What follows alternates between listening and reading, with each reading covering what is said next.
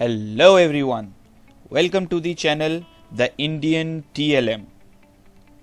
आज हम सीखेंगे Learn Excel in 10 minutes from beginners to advanced part 3। If and nested if formula, SUMIF and SUMIFs formula, COUNTIF and COUNTIFs formula। अगर आप channel पर नए हैं तो प्लीज़ चैनल को सब्सक्राइब कीजिए और चैनल सब्सक्राइब कर लिया है तो वीडियो को ज़्यादा से ज़्यादा लाइक कीजिए और शेयर कीजिए। तो आइए चलते हैं अपने चैनल की ओर।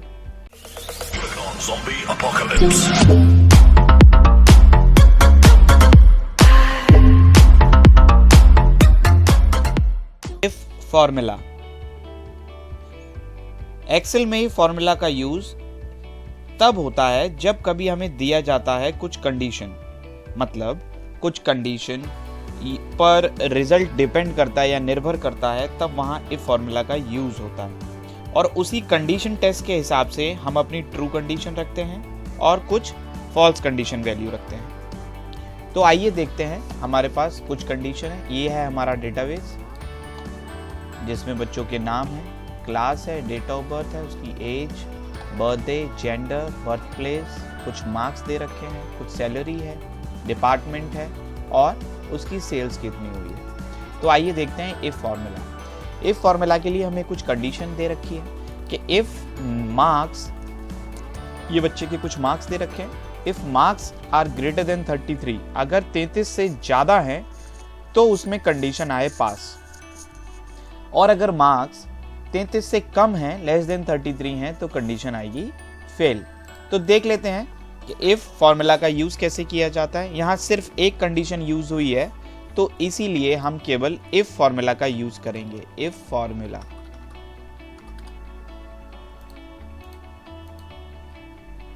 इफ फॉर्मूला, अगर कंडीशन एक से ज्यादा दे रखी होती तो हमारे पास फॉर्मूला नेस्टेड इफ आता। चलो उससे पहले जान लेते हैं इफ फॉर्मूला क्या होता है। यूजुअल कि हमें कोई भी फॉर्मूला यूज करने से पहले इक्वल टू साइन यूज करना पड़ेगा। Equal to if, bracket open. अब यहाँ पर लॉजिकल टेस्ट कंडीशन दे रहा है। कंडीशन क्या है? मार्क्स कितने ग्रेटर देन 33 हैं। If marks are greater than 33 तो क्या, कौन सी ट्रू कंडीशन क्या है?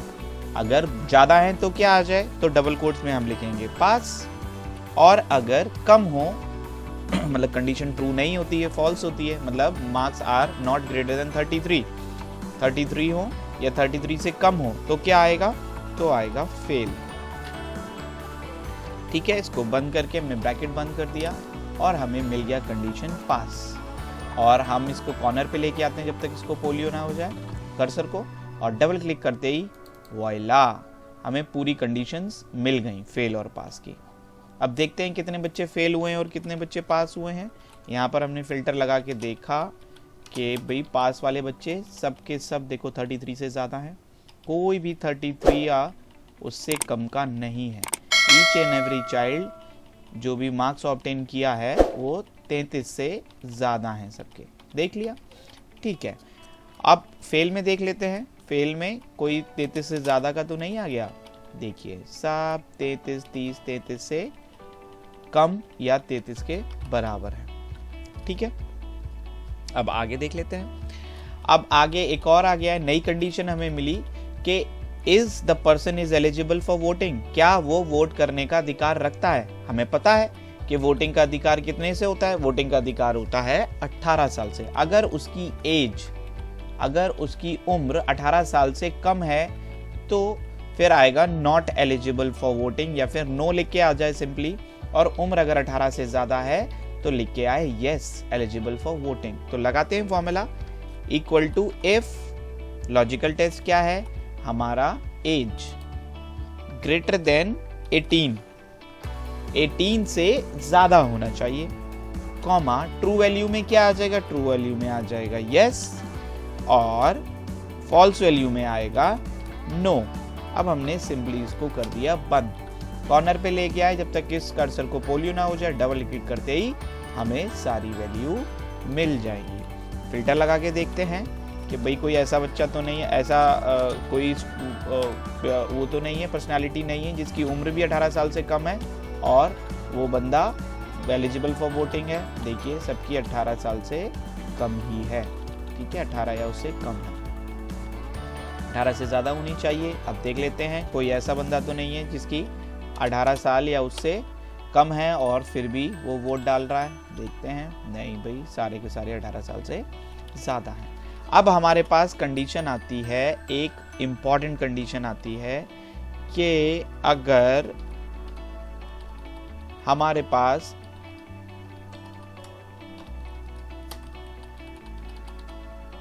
ग्रेड की, कि भाई अगर हमारे पास कंडीशन जो हैं, टेस्ट कंडीशन वो एक से ज़्यादा हैं। कहने का मतलब है कि अभी तक तो हमने देखा कि एक ही कंडीशन थी कि 18 साल और यहाँ कंडीशन थी 33 नंबर। अब बात आती है ग्रेड, कि अगर भाई 80 से ज़्यादा हैं तो ए ग्रेड आए, 50 से ज़्यादा हैं तो बी ग्रेड आए और 50 से कम है तो सी ग्रेड आए। यहाँ कंडीशन आ गई एक से ज़्यादा, ट्रू भी है फॉल्स भी है।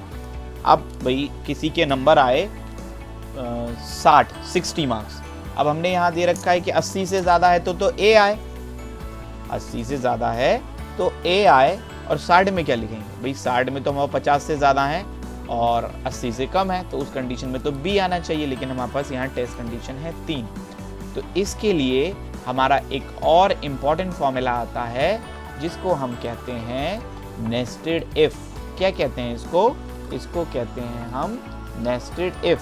नेस्टेड इफ और कुछ नहीं होता, इफ कंडीशन के अंदर एक और इफ कंडीशन या फिर इफ फॉर्मूला के अंदर एक और इफ फॉर्मूला या उससे ज्यादा इफ फॉर्मूला यूज कर लेते हैं तो वो बन जाता है नेस्टेड इफ। क्लियर हो गया दोस्तों आपको? चलो देखते हैं कैसे लगेगा। यहाँ पे लगाने के लिए हम देखते हैं तो यहाँ आएगा इक्वल टू इफ, इसके मार्क्स जो हैं इज ग्रेटर देन 80 से ज़्यादा आए तो क्या हो जाए, तो आ जाए हमारा ए ग्रेड। कौन सा आ जाए? ए ग्रेड, ट्रू कंडीशन में। अब 80 से ज़्यादा नहीं है, 80 से ज़्यादा नहीं है तो उस कंडीशन में क्या होगा? उस कंडीशन में भी हमारे पास 2 ग्रेड आए, बी और सी। तो इसके लिए हम क्या करेंगे, एक और इफ कंडीशन लगा देंगे, if marks are greater than 50। तो ट्रू कंडीशन क्या है? तो ट्रू कंडीशन आ गई बी, क्योंकि देखो अगर 80 से ज्यादा होंगे तो पहली वाली कंडीशन ट्रू कंडीशन पकड़ लेगा और ए दे देगा, वो नेक्स्ट वाले पे जाएगा ही नहीं। अब जब पहली वाली कंडीशन फॉल्स हो जाती है तब वो अंदर वाला इफ या फिर उसके इंटीरियर वाला इफ को फॉलो करेगा। उसने देखा मार्क्स आर ग्रेटर देन 50, अगर 50 हैं तो फिर आ जाएगा बी, और अगर 50 भी नहीं है तो इसका मतलब 50 से कम है, और 50 से कम है तो हमारे पास आ जाएगा सी, इसकी फॉल्स कंडीशन, और दोनों ब्रैकेट बंद कर देंगे and will press enter. Voila, देखिए ग्रेड बी आ गया। इसके मार्क्स कितने? 56, तो कितना आया ग्रेड बी। और नीचे ड्रैग करते हैं ड्रैग करते हैं ड्रैग करते हैं, यहाँ आइए, यहाँ पर देखिए इसके मार्क्स हैं 82, यहाँ आया ग्रेड ए। समझ आया आपको दोस्तों? और डबल क्लिक कर दीजिए सिंपली, और यहाँ से भी डबल क्लिक कर दीजिए और आपको सारे के सारे ग्रेड मिल जाएंगे। अब फिल्टर करके देखते हैं। फिल्टर करके देखा हमने, ए ग्रेड वाले देखिए सारे के सारे नंबर जो हैं 80 अबव हैं। क्लियर हो गया दोस्तों? अब बात आती है बी ग्रेड की। बी ग्रेड देखो 50 और 80 के बीच में है सारे के सारे। Got it my friends? उसके बाद सी ग्रेड में सारे के सारे 50 उससे कम हैं। देख लिया ना आपने? देखिए सारे 50 से कम है। ओके,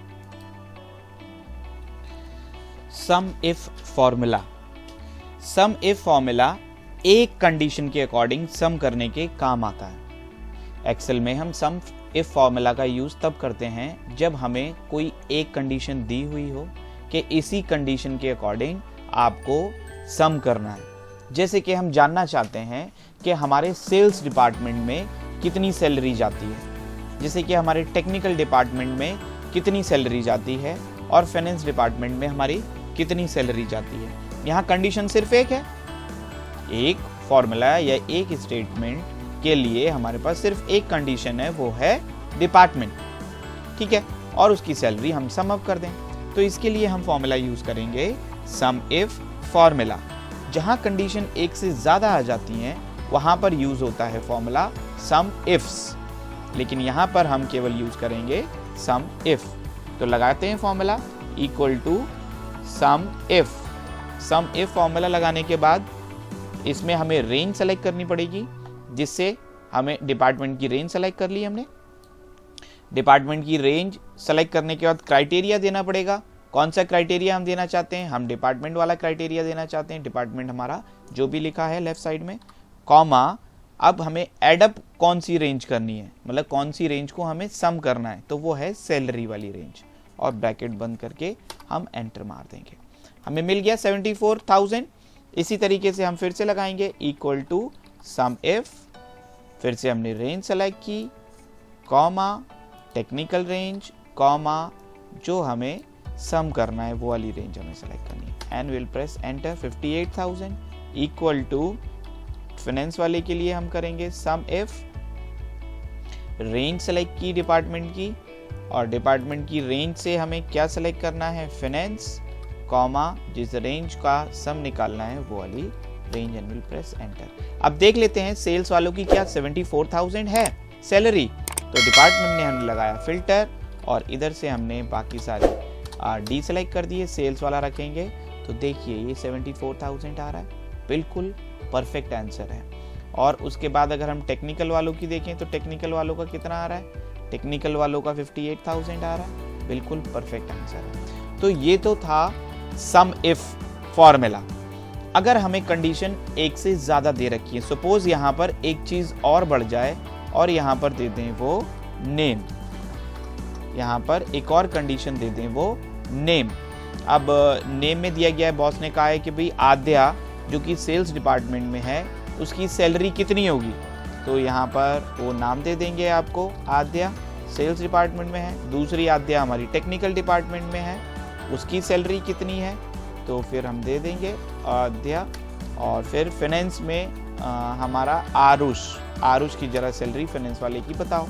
तो यहाँ पर अब हमारे पास दो कंडीशन आ गई। पहली तो कंडीशन है कि वो डिपार्टमेंट कौन सा है, उसका डिपार्टमेंट है सेल्स, नाम कौन सा है, नाम है आद्या। तो जब एक से ज्यादा कंडीशन होती हैं तो हमारे पास फॉर्मूला यूज होता है सम इफ्स। कौन सा फॉर्मूला यूज होता है? हमारे पास फॉर्मूला यूज होता है सम इफ्स। क्लियर कर पा रहे हैं? SUMIFS। तो हम वही फॉर्मूला अब यूज करेंगे यहाँ पर। तो यहाँ पर करने के लिए हमें करना पड़ेगा इक्वल टू सम इफ्स, फिर कह रहा है सम रेंज, कौन सी रेंज जिसका आपको सम करना है, सेलेक्ट कर लिया।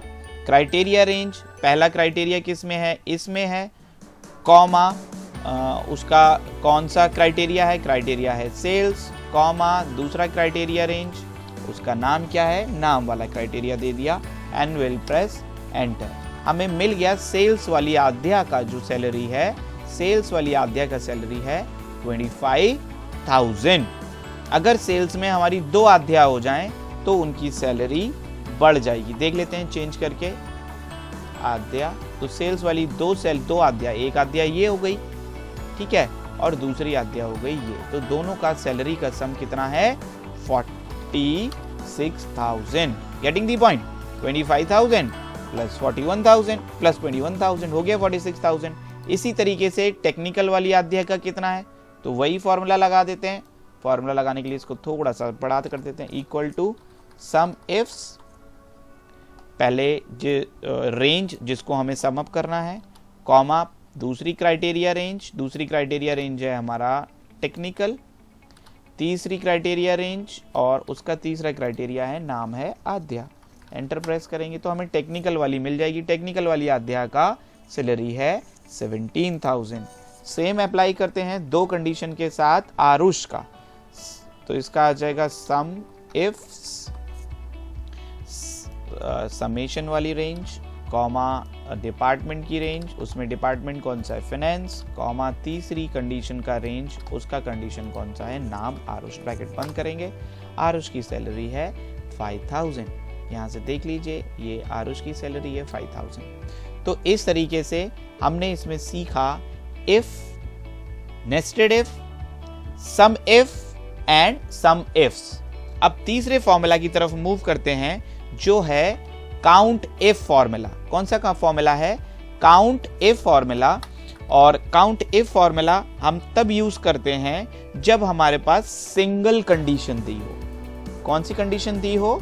सिंगल कंडीशन दी हो, तब हम काउंट इफ फॉर्मूला का यूज करते हैं। और एक से ज्यादा कंडीशन दी हो तब हम काउंट इफ्स का यूज करते हैं, काउंट इफ्स फॉर्मूला का यूज करते हैं।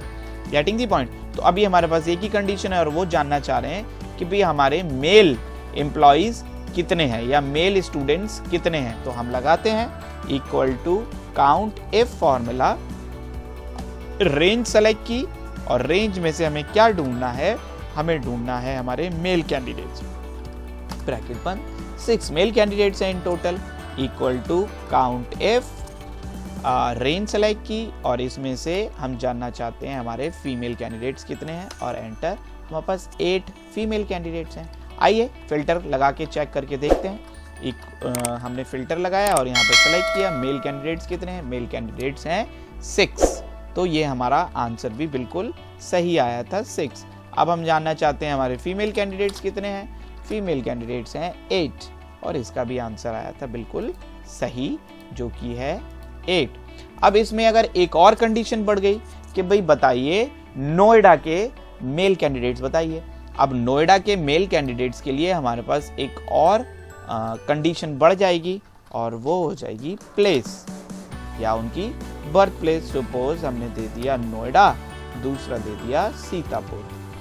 ठीक है, गेटिंग द पॉइंट? तो ये दोनों हमने दे दिए, और इसके बाद अब हम देखना चाहते हैं कि हमारे कितने मेल्स जो हैं वो नोएडा के हैं, और कितने मेल्स नोएडा के हैं, कितने मेल और कितनी फीमेल्स हमारी सीतापुर की हैं। तो लगाते हैं फॉर्मूला इक्वल टू, जैसे कि मैंने बताया, काउंट इफ्स, क्योंकि मोर देन 1 कंडीशंस हैं। ठीक है, काउंट इफ, क्राइटेरिया रेंज क्या है? क्राइटेरिया रेंज है ये, कॉमा, क्राइटेरिया है मेल। दूसरी क्राइटेरिया रेंज क्या है? दूसरी क्राइटेरिया रेंज है प्लेस, और कॉमा, प्लेस कौन सी है? क्राइटेरिया कौन सा है? नोएडा। एंटर प्रेस किया तो हमारे देयर आर 6 मेल्स, और वो 6 के 6 मेल्स कहाँ रहते हैं? नोएडा में रहते हैं। अब बात करते हैं हम फीमेल्स की, कि भाई हमारी फीमेल्स सीतापुर में कितनी रहती हैं। उसके लिए हमें फॉर्मूला यूज करना पड़ेगा, काउंटिफ्स, COUNTIFS, काउंटिफ्स। पहले रेंज सेलेक्ट करेंगे और इसका क्राइटेरिया देंगे, फिर दूसरी रेंज सेलेक्ट करेंगे और उसका क्राइटेरिया दे देंगे, and will close the brackets. हमें मिल गया देयर आर 5 फीमेल्स जो सीतापुर में रहती हैं, बाकी की 3 शाहजहांपुर में रहती हैं। तो फिर ये आपके समझ में आया काउंट इफ और काउंट इफ्स फंक्शन। अगर समझ में आ गया है तो प्लीज कमेंट में बताइए, और अगर अभी भी कोई क्वेरी है, even then you can comment, you are free to comment. Okay, आज के लिए बस इतना ही। मिलते हैं नई वीडियो के साथ, नए फॉर्मूला के साथ। तब तक bye bye, take care, all the best.